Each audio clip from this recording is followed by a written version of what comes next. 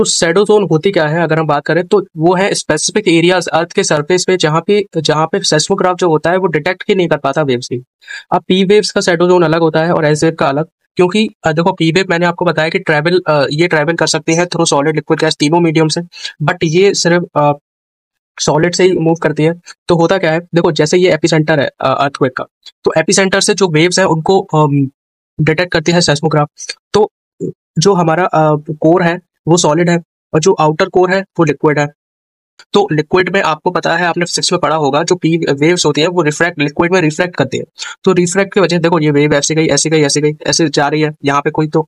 अब जब वो आउटर कोर पे पहुंचेगी जो कि लिक्विड है तो वो रिफ्रैक्ट कर जाएगी रे उसकी वेव रिफ्रैक्ट कर जाएगी और फिर ये ऐसे रिफ्रैक्ट करके फिर ऐसे पहुंचेगी यहाँ पे। और यहाँ पर जो ये एरिया है 105 से लेके 145 तक दोनों साइड यहाँ पे कोई वेव पहुंचेगी नहीं क्योंकि रिफ्रैक्ट हो रही है लिक्विड की वजह से।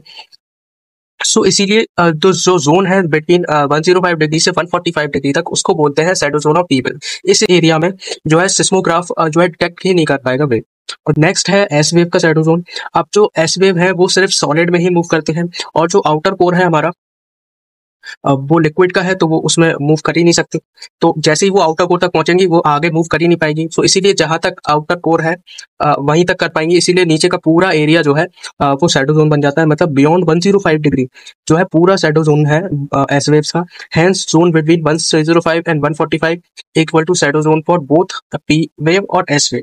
ठीक है जो शैडो जोन होता है एस वेव का वो बड़ा होता है शैडो जोन पी वेव से। आई होप आप समझ गए होंगे।